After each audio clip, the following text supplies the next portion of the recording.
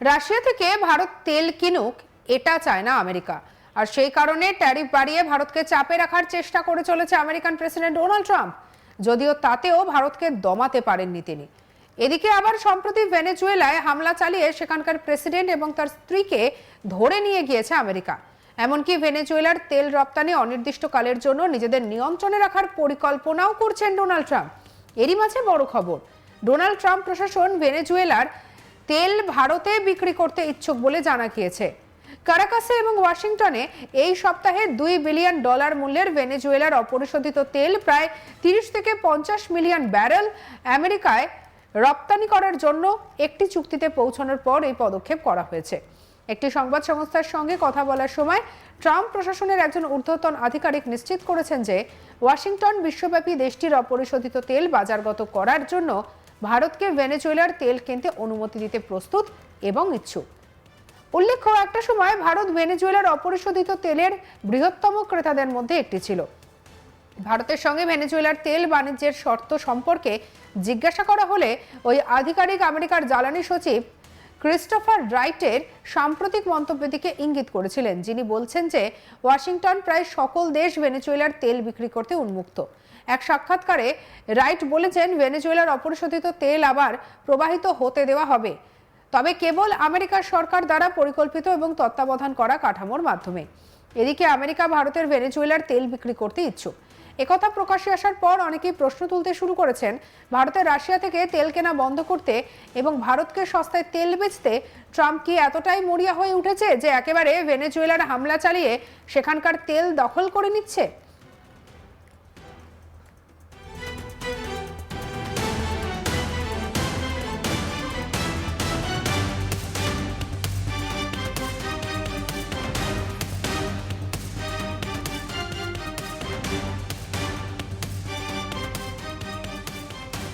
উল্লেখ্য, ট্যারিফ ইস্যুতে আমেরিকা এবং ভারতের মধ্যে পরিস্থিতি কোন দিকে গিয়েছে তা সকলেরই জানা।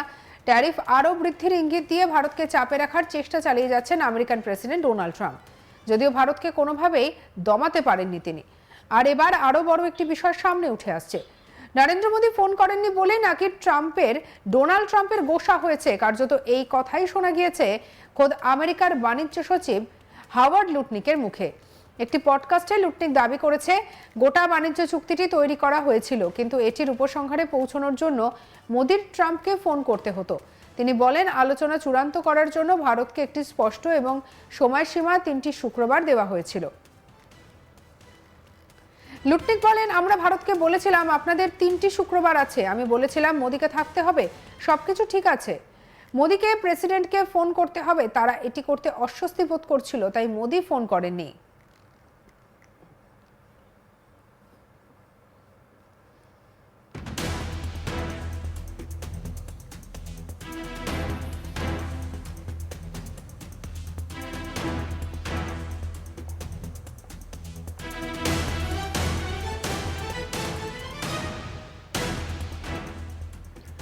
বিশেষজ্ঞরা অনেকেই মনে করেছেন মোদি ফোন না করাতেই আতে লেগেছে ট্রাম্পের। প্রসঙ্গত, ট্যারিফ ইস্যুতে বারে বারে আলোচনায় উঠে এসেছে ভারত আমেরিকার মধ্যেকার বর্তমান পরিস্থিতি। আর এরই মাঝে আরও এক খবর পাওয়া গিয়েছে, ভারত এবং চীনের উপরে 500% শুল্ক বাড়িয়ে দিতে পারে আমেরিকা। আগামী সপ্তাহের শুরুতে এই বড় ধাক্কাটি দিতে পারেন আমেরিকার প্রেসিডেন্ট ডোনাল্ড ট্রাম্প। ট্রাম্প একটি দ্বিদলীয় নিষেধাজ্ঞা বিল অনুমোদন দেওয়ার ইঙ্গিত দিয়েছেন তিনি। আর এই বিলের মাধ্যমে রাশিয়া থেকে তেল কেনে এমন দেশগুলিকে শাস্তি দেওয়ার ক্ষমতা থাকবে ওয়াশিংটনের হাতে।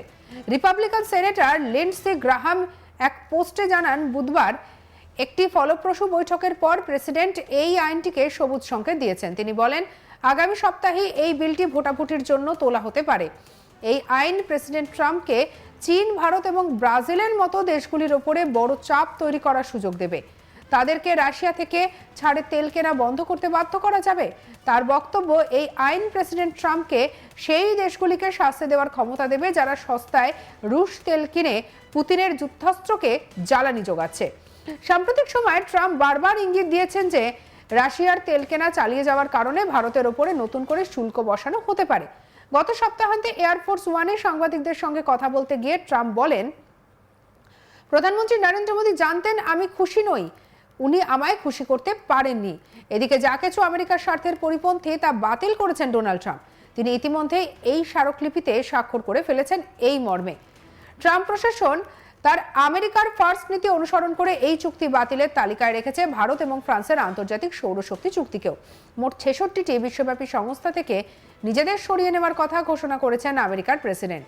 হোয়াইট হাউসেই এই সংস্থাগুলিকে আমেরিকার সার্বভৌমত্ব এবং অর্থনৈতিক স্বার্থের বিরোধী বলে উল্লেখ করেছেন। হোয়াইট হাউস থেকে জারি করা প্রেসিডেন্টের একটি বিবৃতিতে ঘোষণা করা হয়েছে 35টি রাষ্ট্রসংঘ বহির্ভূত সংস্থা এবং 31টি রাষ্ট্রসংঘের সংস্থা থেকে সরে দাঁড়াচ্ছে আমেরিকা। এই সংস্থাগুলির মধ্যে রয়েছে ভারত এবং ফ্রান্সের আন্তর্জাতিক সোলার অ্যালায়েন্স, পরিবেশ সংক্রান্ত গুরুত্বপূর্ণ সংস্থা international union for conservation of nature এবং intergovernmental panel on climate change. এছাড়াও তালিকায় রয়েছে international energy forum, international renewable energy agency, partnership for Atlantic cooperation এবং গ্লোবাল কাউন্টার টেররিজম ফোরাম সহ আরও বেশ কয়েকটি সংস্থা।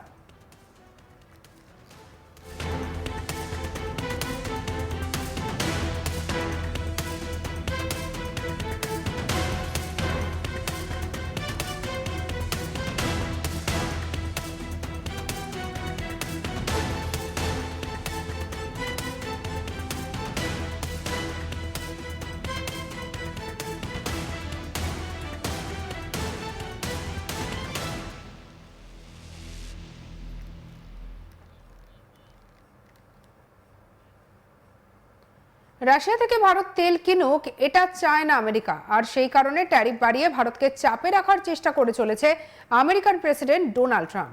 যদিও তাতেও ভারতকে দমাতে পারেননি তিনি। আর এদিকে আবার সম্প্রতি ভেনেজুয়েলায় হামলা চালিয়ে সেখানকার প্রেসিডেন্ট এবং তার স্ত্রীকে ধরে নিয়ে গিয়েছে আমেরিকা।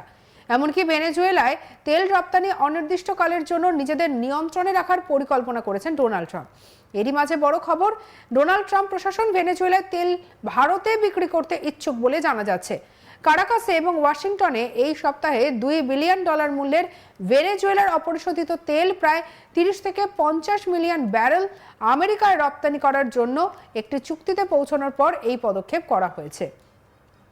একটি সংবাদ সংস্থার সঙ্গে কথা বলার সময় ট্রাম্প প্রশাসনের একজন ঊর্ধ্বতন আধিকারিক নিশ্চিত করেছেন যে ওয়াশিংটন বিশ্বব্যাপী দেশটির অপরিশোধিত তেল বাজারগত করার জন্য ভারতকে ভেনেজুয়েলার তেল কিনতে অনুমতি দিতে প্রস্তুত এবং ইচ্ছুক। উল্লেখ্য, একটা সময় ভারত ভেনেজুয়েলার অপরিশোধিত তেলের বৃহত্তম ক্রেতাদের মধ্যে একটি ছিল। ভারতের সঙ্গে ভেনেজুয়েলার তেল বাণিজ্যের শর্ত সম্পর্কে জিজ্ঞাসা করা হলে ওই আধিকারিক আমেরিকার জ্বালানি সচিব ক্রিস্টোফার রাইটের সাম্প্রতিক মন্তব্যের দিকে ইঙ্গিত করেছেন, যিনি বলেছেন যে ওয়াশিংটন প্রায় সকল দেশের ভেনেজুয়েলার তেল বিক্রি করতে উন্মুক্ত। এক সাক্ষাৎকারে রাইট বলেছেন, ভেনেজুয়েলার অপরিশোধিত তেল আবার প্রবাহিত হতে দেওয়া হবে না। সঙ্গে রাখুন আজ তাক বাংলাকে। আপনার মতামত জানান কমেন্ট সেকশনে, সাবস্ক্রাইব করতে ভুলবেন না।